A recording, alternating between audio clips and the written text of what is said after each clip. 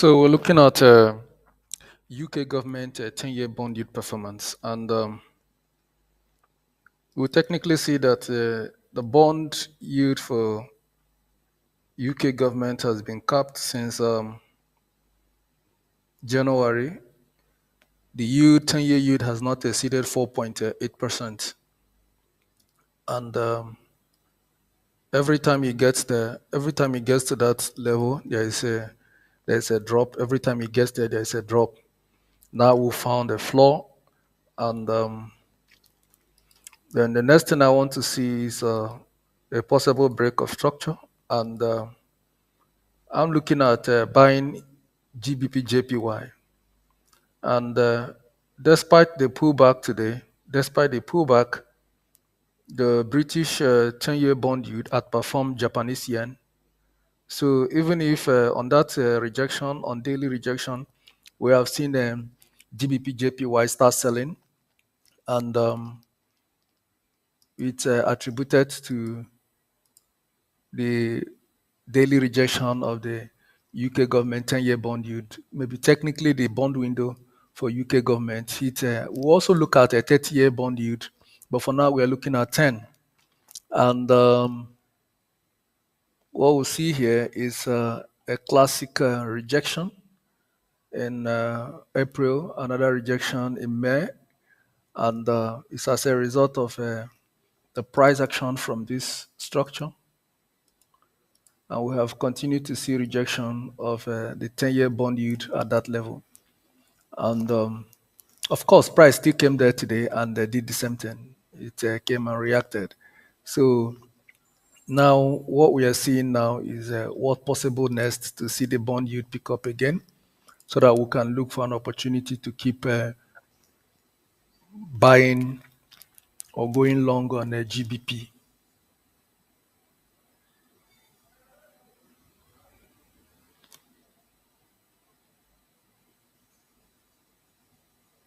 It's a very strong flow. It's a very strong demand flow.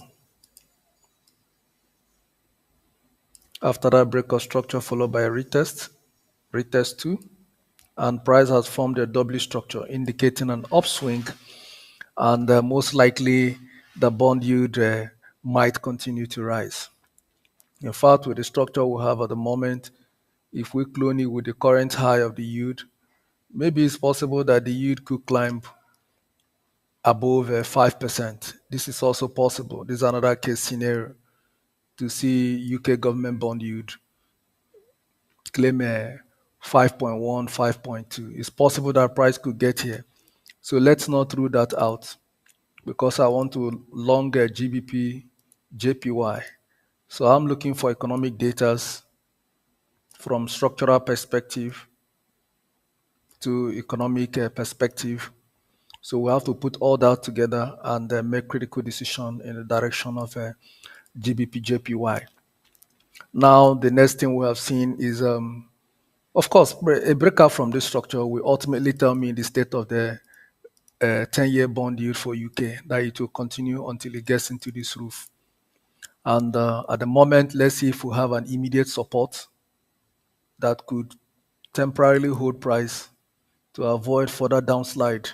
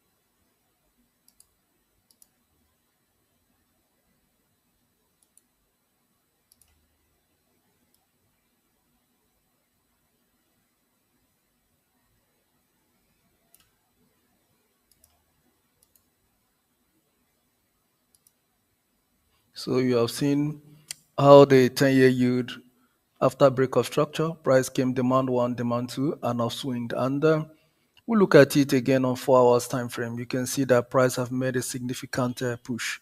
And I think we might continue in that position.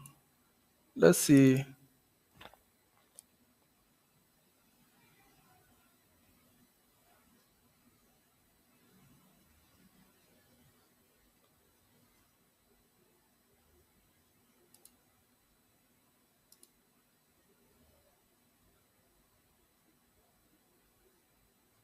Let's look at 1 hour. 1 hour provides a clearer structure.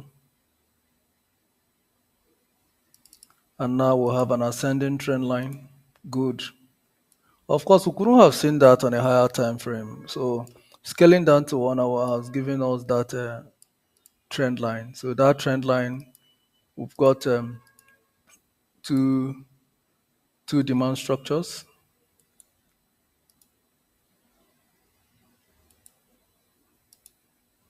and we have another structure on the roof.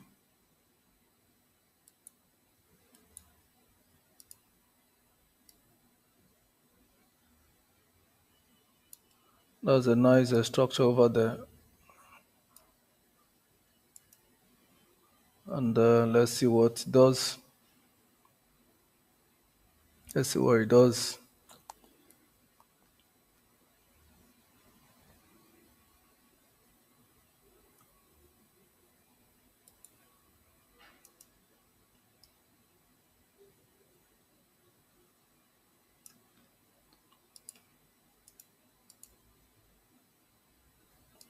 So what we want to see is a breakout from the supply roof so that we can attend to 4 hour structure. A breakout from there will ultimately see us moving into 5.1, 5 5.1076% for the UK government bond yield. So the 10-year bond yield, I think today outperformed the JPY. So Japanese government bond 10-year, it didn't really do well today. We'll also look at it to see what it has done. So currently the market is at 4.7, 4.76.